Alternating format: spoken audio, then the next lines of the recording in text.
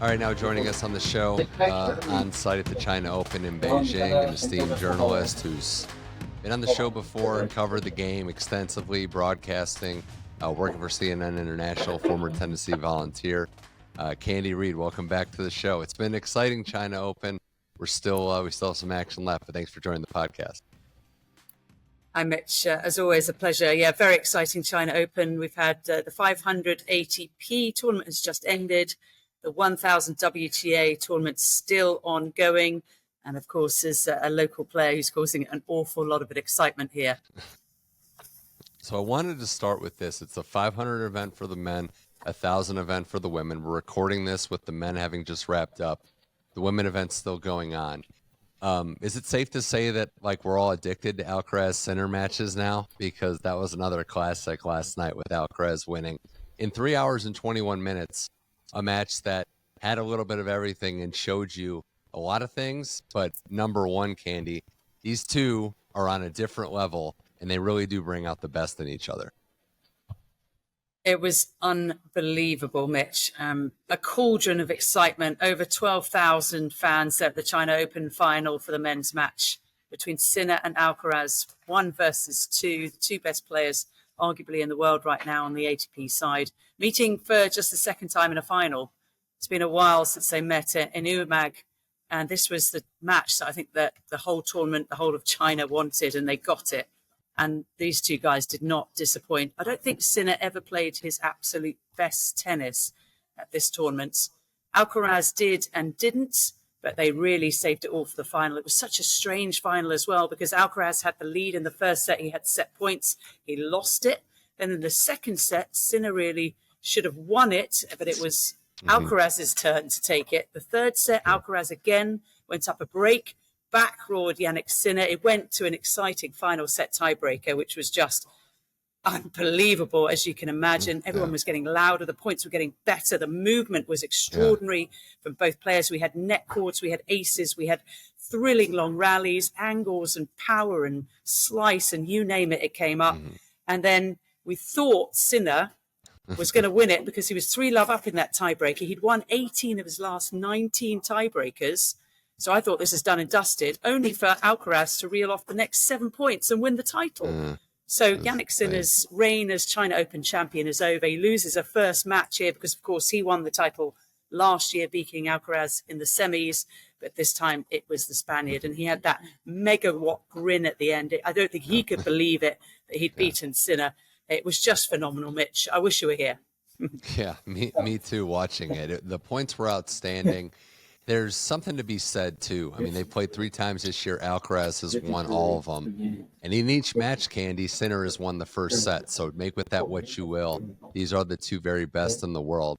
I find it fascinating to watch them play, to watch their minds work more than anything. Because we can talk about the athleticism, how they're able to do things on the court. But for me and just this rivalry, it's the strategy. It's seeing how they attack each other, how they attack an otherworldly player on the other side of the net. That's what stands out. And in the end, it was Alcaraz, you mentioned, down two mini breaks, able to win 7 straight points. A phenomenal ending. Another level for the most talented player in the world in that final tiebreak. Yeah, I think you're right. We have access to Tennis Insights, which is a new addition to the ATP Tour. And so we could see, on average anyway, for this year, the more attacking player is Alcaraz, the better backhands and forehands is Sinner. On serve, they're pretty similar. I think on return, it goes to Sinner just slightly. So it's out of 10. We see the tour average, and then we see both the players' numbers. And it's just interesting to kind of follow along and see if that reigns true, because, of course, in a final, there's a lot more going on. And these two really like each other. But there's, of course, a budding rivalry as well. They both want to beat each other. Actually, we had after, I think it was the quarterfinal, we had Fan Zhangdong, who won the Olympic table tennis gold medal in men's singles. He did the coin toss for Alcaraz. And I actually, during the Olympics, I did not just tennis, but I also did table tennis. So I was familiar with Fan. And at the end, I asked Alcaraz, if he'd like to play with Fan in table tennis. And he goes, yeah, I would win. And of course, he laughed at the end. But that's what a competitor he is. That he probably has hardly played table tennis in his life, and now he's trying to challenge the Olympic singles gold medalist. So you can imagine how, in reality, that would go. But these guys are competitors, but they're in the right way. They're really good. Yeah. I mean, you could see at the end, they just have so much respect for each other. They really do like each other. They're very supportive of one another, but of course, they want to beat their brains out when they're on court.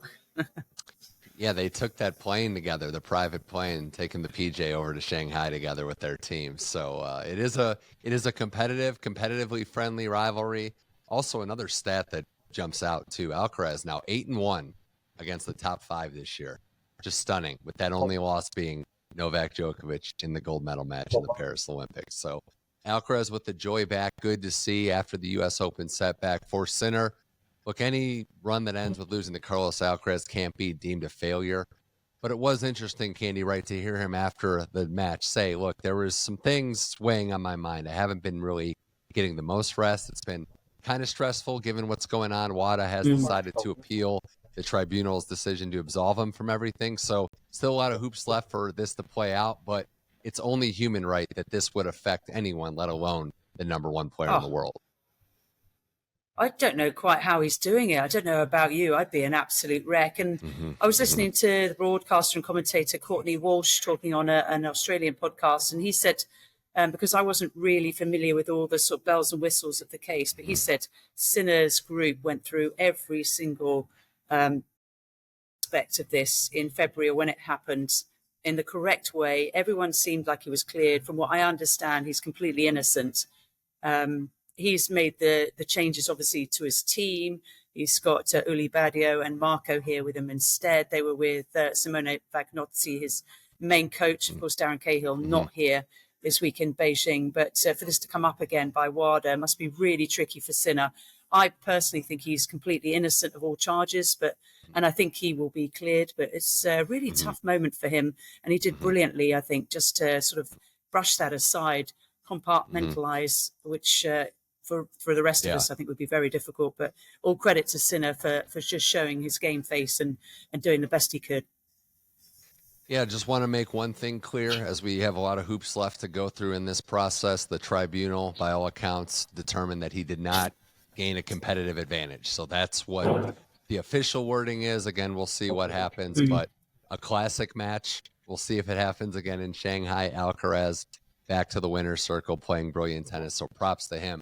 Other players to kind of mention. Now, the semifinals, before we switch to the women, Candy, Medvedev gets to the semis, loses to Alcaraz, kind of calls his shot, right? It's hard to beat an informed Alcaraz. I thought he played very well. I thought he was obviously funny throughout the tournament. But for Medvedev, it's good to get back into rhythm, right? Deep runs ultimately doesn't get the job done, but he's really, really proven that he can have results on any surface, let alone these hard courts where a couple months left in the season, right? He's going to be a factor, we would think. Yeah, Medvedev actually said that he enjoyed the match, even though he lost to Alcaraz. And he said that doesn't usually happen to him. But he actually looked like he was slightly injured to me anyway at the end, maybe a slight groin pull or a knee, something anyway on his left side. So I wasn't sure right at the end if he was 100%. But yeah, he had a good tournament, Medvedev, and you're right. I mean, what a personality he has. He always has the best answers, doesn't he, at the end of matches and during any interview. You never quite know what you're going to get. He's very truthful, very brutally honest. Of course, his wife and daughter weren't here this week. A lot of the families choosing not to travel just because it's so far, and it's quite a long swing. As you said, they're all off to the 1,000 now in Shanghai. But overall, I think Medvedev had a great tournament, and another player who's just terrific, isn't he, for the ATP Tour? There's just a wealth of big personalities and fantastic players right now. He's exhilarating, fun to see him. And then I got to ask you about it. I'm sure I'm going to butcher the pronunciation, but they call him Bert. Boo it's Young Chukate makes the semifinal as a wild card and did it in really phenomenal fashion. He beats Andrei Rublev in the quarters, Candy. He plays exhilarating tennis. The crowd was just oozing with support for their guy. This was a special moment, and I'd also say proper use of a wild card. But what can you tell us about what it was like being in the arena when this wild card Boo was just tearing it down? Oh, well, the atmosphere, as you can imagine, was just electric. He wasn't really being talked about. We were talking about Qinwen Zheng and then, of course, Jerry Shang, who we did a nice pancake piece in the players' dining room, because Jerry Shang had just won a tournament the week before where Boo, as you say, his English name is Bert, so that's how a lot of us referred to him. They got to the semi-finals the week before. Zheng Zheng had got to the final of the tournament the week before. So there was a lot of interest in the Chinese players, but particularly Jerry Shang and then Zheng. So no one was massively talking about Bert, but he was the one that got the furthest. He was the one that got the most excitement. And we were actually looking into his history. It's very interesting. I never got a chance to ask him this, unfortunately, because, of course, on the on-court interviews, we sort of get 2 or 3 questions at the end, and this wasn't really appropriate and it would have taken too much time. But according to reports, his father died when he was very young, and he went off to 5, which is just an extraordinary story. I think the last time we spoke about Qinwen, or Qinwen, as some people call her, who was dropped off in an academy at 7 and left when she passed, and her parents said, bye-bye, we'll see you in a few weeks. So some of these stories are just extraordinary. But Boo is another one who left home very, very early, a little bit obviously later to sort of hit the headlines than the rest. I think he's only still 22, so plenty of time. But what a nice character. His English was excellent. He spoke very eloquently. He's got an all-court game, very attacking, but defended when he needed to. As you said, he beat Andrei Rublev, the best win of his career. And before that, he'd beaten Lorenzo Musetti. So his first top 20 win, then his first top 10 win against Rublev. And he gave it a good go against Jannik Sinner. I think he had, if I remember correctly, he had a couple of set points in the second set breaker. But as we said earlier, Jannik Sinner's tiebreak record this year is just phenomenal. Although, of course, we now know that Carlos Alcaraz has got the better of him in a tiebreaker now this year. Remarkable stuff. He beat tremendous players. So shout out to Boo, or Bert as he's known with his English name. More with Candy Reid here on Tennis Channel Insight. In the women's event, still going because it is 1,000. It's a premier level event for the first time this year. It's been remarkable stuff. Even with the players that weren't able to compete, there's still been some drama. There's still been some heavy hitters and a few upsets, to say the least. So I'm going to start with this, Candy. The best player right now, currently in form in the world, Aryna Sabalenka, continues to win post-U.S. Open. She beats Madison Keys last night. It was the first step up in competition for her, and she handles it almost flawlessly, 6-4, 6-3, not a lot of drama. When she's oozing with confidence, it's a special thing to watch. And that Keys match, Candy, the word that jumped out at me was efficient. She was very efficient, was low stress, which isn't something you can always say with her. So this is Aryna Sabalenka dealing with momentum, and that's a scary thing in sports, especially when you have the gifts that she has. Yeah, she's got huge momentum, hasn't she? The best player on tour, I think, by quite some margin. Of course, all respect to Iga Swiatek, who we haven't seen a massive amount of really since, I think, the Olympics, which was her main goal, I would say, along with Roland Garros, of course, which she won again. But I think she was highly disappointed by taking just bronze in the Olympics, Iga, and hasn't put her best foot forward, I think it's fair to say, since then. Aryna Sabalenka, the woman in form, just watching her around her team, I think, which is very solid. She's got sort of 3 or 4 guys with her every week, and it's really united. She's been in the players' dining room with them.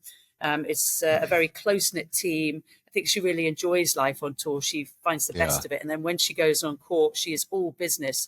I don't know if you've seen her close up in person, Mitch, but her shoulders are just extraordinary, and there's not an inch of fat on Aryna Sabalenka. She is in unbelievable shape. And of course, she's got her, you can't call him a strength and conditioning coach. I think he's a performance coach, Jason Stacey, who's done just a magnificent job with her. And she is everything guns blazes. And she has, as we know, she's already been world number 1, but she has that goal in mind. There's no doubt about it. That's what she wants to finish at the end of the year. And I mean, think she's odds-on favourite at this point to get there. She'll be going to Riyadh, as will the top 8 on the WTA side, and it's going to be hard for anyone to stop Aryna Sabalenka. It's really on her racket, isn't it? If she plays anywhere near to her best, she's going to beat most players.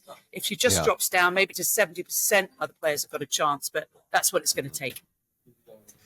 She knows it's on her racket. I think she kind of always has, but she's playing very smart knowing that now. She's not going as big. She still has it. She still will be brave in the moment, but she plays smarter tennis. It's just a fact. And, the fitness side. I remember Lindsay Davenport saying that she, wins that first Aussie Open and says, I haven't had sugar in like 6 months. So that's the commitment it takes to get to the very top. But no, there's still some other players that could threaten her in this tournament. And I wanted to ask you in particular about a match that was intriguing, dramatic, exciting, and then sad at the same time. The Coco Gauff Naomi Osaka match. It was 2 great sets. They split them. Osaka's back, unfortunately, locks up. She could not finish. There are 2 ships crossing in the night, but 2 players that want to get back on track in their own regard. What did that match show you about both players? Coco moves on. Naomi's looked good, but ultimately her body kind of lets her down, and she is forced to withdraw from that match. Yeah, a couple of things from that match. So obviously both players have new coaches. Coco Gauff has ended her relationship with Brad Gilbert, and not surprisingly, I think you and I spoke a little bit after Wimbledon. I actually commentated for Wimbledon Radio on that match that Coco played against Emma Navarro, and things did not seem at all well between Coco and Brad Gilbert. Maybe I'm wrong. And then again, of course, it happened when Coco lost to Yulia Putintseva in Cincinnati from 4-2 up in the 3rd set. And at times, Brad Gilbert was seen with his head in his hands, which wasn't the best look. And then, of course, she didn't defend her title at the US Open. So Matt Daly has been brought in as head coach of Coco Gauff, along with Jean-Christophe Farrell. But from what I saw at the practice facility, which is incredible at the China Open, it's all on site, really nice. We could talk about that a little later. But Matt Daly is really taking control of Coco Gauff's game, and she was doing a huge amount of work behind her serve in practice. And then, of course, you've got Naomi Osaka, who has ended her collaboration with Wim Fissette and has joined forces with Patrick Mouratoglou, or Mouratoglou, as some call him. And I think most people think that that actually will be a very good relationship, because he is the master, isn't he, of marketing, of building his players up. And that's what she needs. The talent of Naomi Osaka is not in doubt. She's a 4-time major champion. Right. But of course, coming back from her mental refresh and also having her daughter, she hasn't won one, and she's still trying to find her form, although she was excellent against Elena Ostapenko at this year's US Open. I thought that was her best match of the year. And of course, she's pushed, hasn't she, Iga Swiatek really close as well on the clay courts. So there's a lot more to come from Naomi Osaka. Perhaps this is a coaching change that she needs, just a different voice in her ear, really pushing her. And she was perhaps the better player for most of that match against Coco. But I can reveal that before that match, Naomi Osaka was doing a huge amount of work in the gym, a lot more, I think, than a lot of coaches saw her. And the reason I know that is, actually, I was on a podcast yesterday with another friend, Dan Kiernan, who hosts a podcast called Controllables. And he was saying, I think he was in the gym at the same time. He coaches Gabby Dabrowski and Erin Routliffe, the top doubles pair. And he was really noticing that Naomi Osaka was putting a huge amount of work into her warm-up before the match, maybe an hour, and really, really pushing herself. And in his mind, he said, you know, is that a good thing? Well, actually, it turned out not to be, because, as we know, in the 3rd set, she retired injured. So hopefully she can recover really quickly. I'm sure she will. The physios that the players travel with and on tour are the best in the business. But a little concerning for Osaka, but overall, I think it was a very positive tournament alongside Mouratoglou. Yeah, that's interesting you say that. And I hope everything's on the up and up with Naomi. I hope she gets control over what, you know, the issues are health-wise, and, you know, understands what goes into competing. I think she knows as much as anyone. So once she gets her routine down, I expect it there. And just another quick note on Naomi and Patrick and that collaboration. Yeah, it seemed like that was the piece, right? That could be a match made in heaven, because he is a motivator. He's, you know, working on the players' minds more than anything.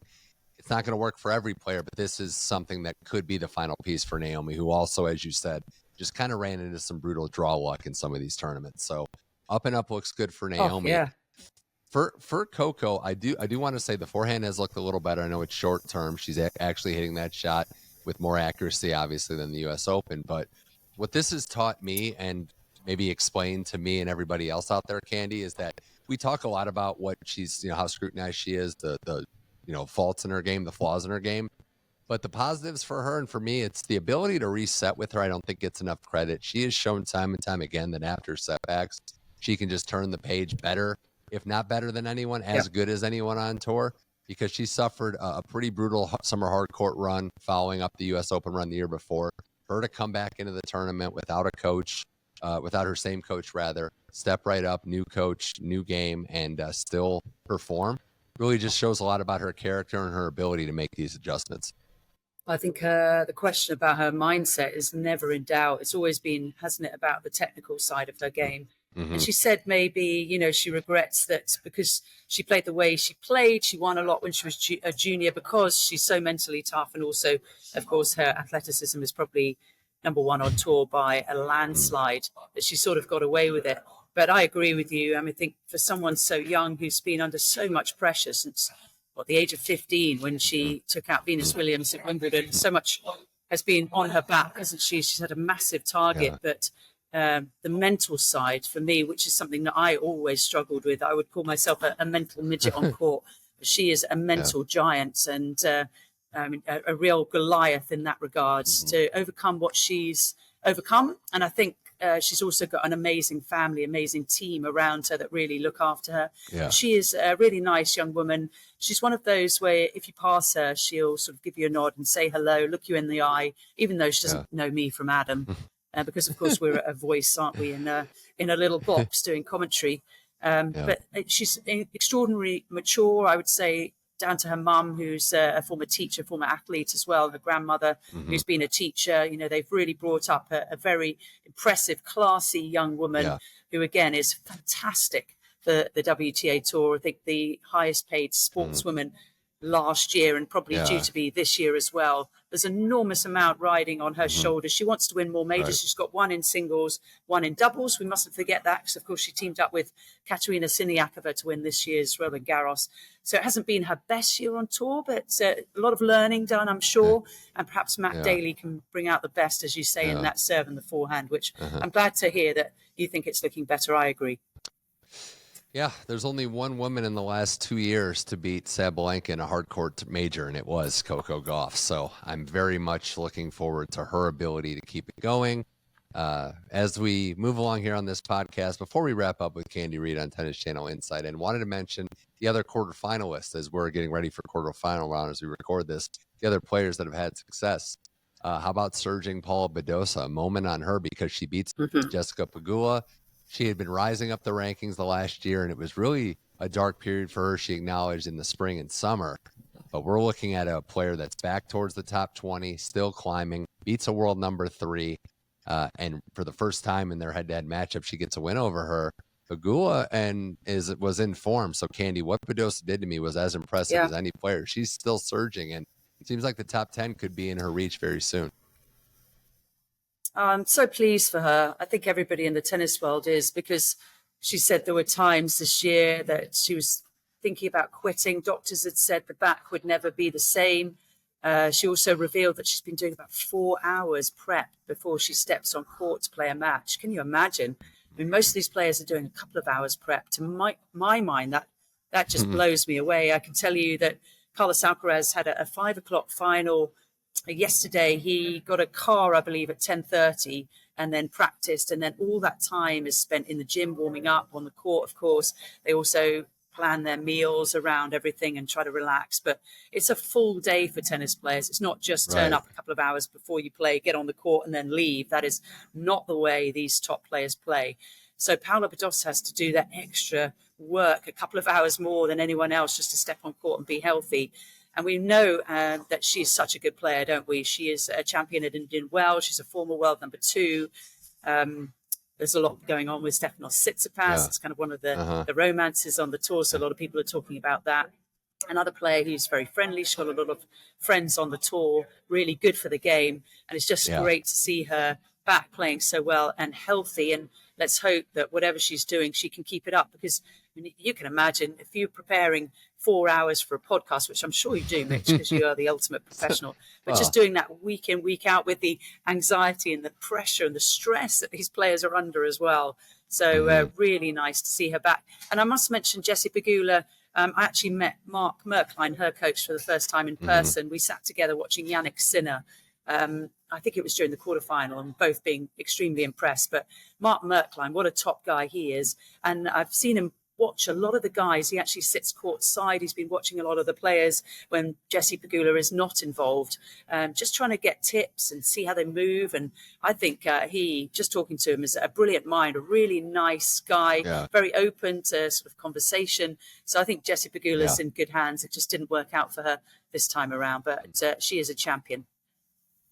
Well, other players that have made the quarterfinals so far in this tournament, we got a pair of Chinese players. I think it's safe to say, Candy, that one of them was expected to be here and maybe one wasn't. Qinwen, who has won the gold medal, is riding high, continues to just play well. She beats Amanda Anisimova in a hard-fought rematch of their U.S. Open that went the exact same way. Three sets rather, with Zheng Qinwen rallying to win the last 2 sets. And then Zhang Shui, who had the longest losing streak in WTA history, just goes off and wins 4 straight and makes the quarterfinals, as we all predicted, I'm sure. But some local support for their players. 2 different players in this tournament, but props to both of them. Yeah, absolutely. The Zhang Shui thing, I just can't really get my head around. She came back from, I think she was injured. She'd been out of the game for a while. I'm not sure what was going on there. And I think she lost a match, Love and Love. And I think I commentated on it and she won a few points. And it was really odd. And I thought, oh, well, maybe, Zhang Shui is going to put the rackets away and just go into retirement because, of course, she's had a lot of success both in singles and in particularly doubles. One of the best doubles players I think the world has ever seen. But she just kept plugging away. As you said, she lost 24 singles matches straight. And you just think, how long can this woman take all these defeats? I mean, it's just like getting knocked down and down and down, isn't it? And just popping yourself back up again in the boxing ring. And eventually she does, and she comes to her home tournament, and then she goes on this magnificent run, and she's not just beating people, she's, pretty much annihilating them. So astonishing in that regard. And again, one of the most popular players on the WTA Tour is somebody that no one has a bad word to say about, Zhang Shui, a little bit like Andre Rublev on the women's side. You only hear positive things.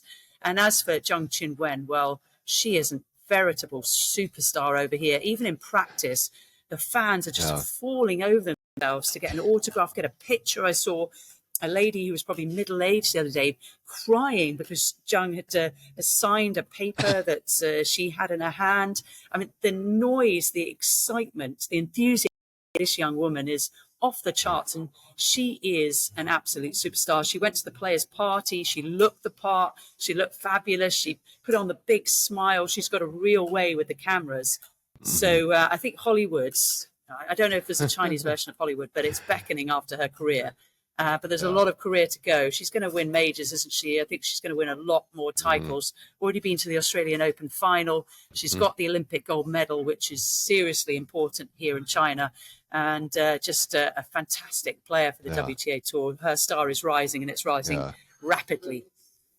Yeah, we'll see if she sings karaoke, right? If she wins this tournament, just keeps it going because she's a big karaoke fan. But no, she looks the part. She plays the part, has some jam out there. It is very fun to see. And who knows, with this tournament, could maybe be a real contender.